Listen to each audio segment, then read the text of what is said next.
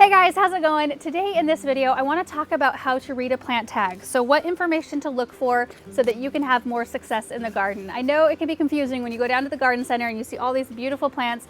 All of them have different tags and no two tags are the same. So I want to talk about the things that I look for when I'm down shopping at a garden center, and I do a lot of garden center shopping. Of course, I shop a lot at my parents' garden center, but it's one of my favorite things to do when Aaron and I get out of town for the day or when we're on vacation. I love to go to garden centers because it's inspirational to me and I find lots of different things that I'm maybe not familiar with or that we don't get at our garden center. So I find myself looking at plant tags. The four major things I look for are growing zone, light requirements, size, and bloom time. And then usually I love it when plants include information like special care instructions and special characteristics. Not all tags do, but some will, and that's really helpful. So let me start with growing zone, and I'm going to use this Bloomerang Dark Purple Reblooming Lilac tag as an example. Actually, all three of these plants that I have as examples are things that I'm getting ready to plant in my own garden, and this lilac is about ready to start blooming. It's going to be pretty.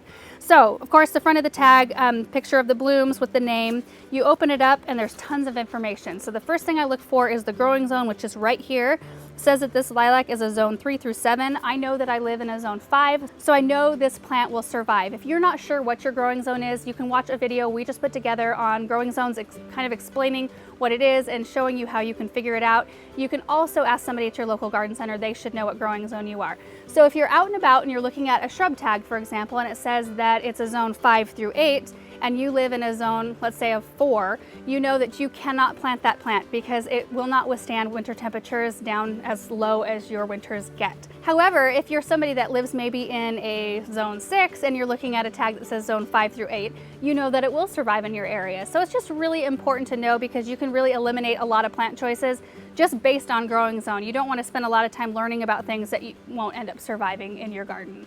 The second thing I look for is light requirements. So this one says it needs sun. So there's kind of a scale. There's full sun all the way to full shade and somewhere in between. So I kind of wanted to explain what that means. So something that says it needs sun or full sun means that it needs at least 6 to 8 hours of sun per day in order to perform, to bloom really nicely, to look nice and full and not leggy.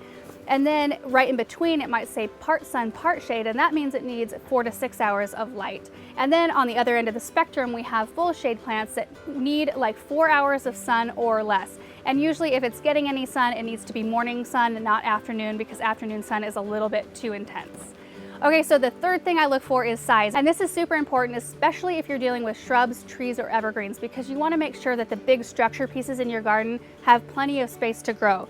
So this one says that it grows 4 to 6 feet tall and wide. So this needs plenty of space in order to get to its nice size so that I don't need to be pruning on it all the time. I wouldn't want to put it in a space that's 3 by 3 because then it would become a chore. I'd have to prune it all the time and I don't want to have to be doing that.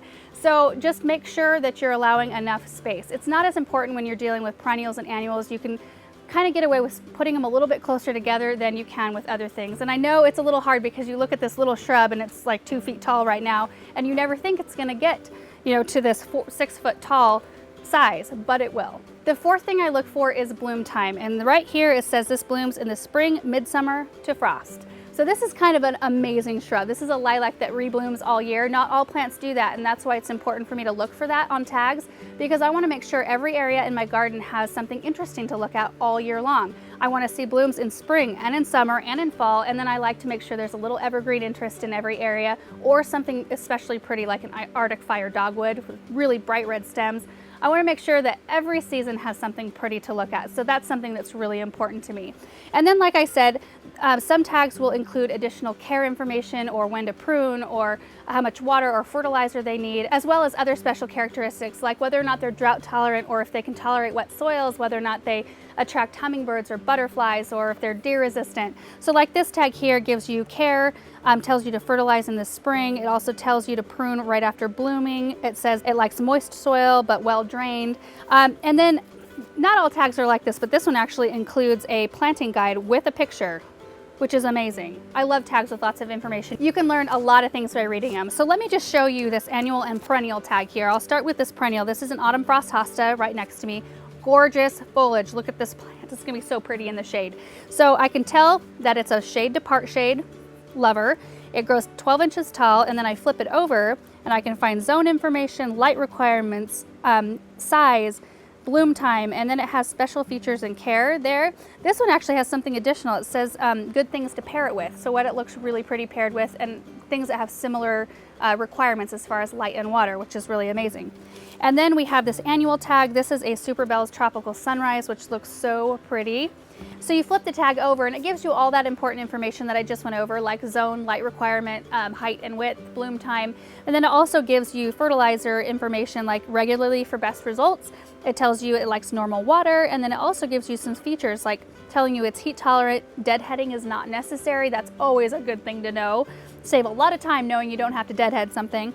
And it says fall interest. So I know when I plant this thing, which it's kind of early to mid spring right now, and I can plant this now because it's more cold tolerant, and it'll go all through the spring, all through the summer, and all the way through a hard frost. Like, that's an amazing annual to plant out in your garden. So I hope this video was helpful to you guys, so the next time you're down at a garden center looking at a bunch of plant tags and looking at all the confusing information, you know exactly what to look for. You can look through and say, oh, there's the zone, there's the light requirements, there's the size, and all that other information that we talked about in this video, so that you know what will do well in your areas, in the spots in your garden where you want things to look pretty and to thrive. So that's it, guys. Thanks so much for watching. If you liked this video, if it was helpful, please leave a like down below, and we will see you in the next video. Bye.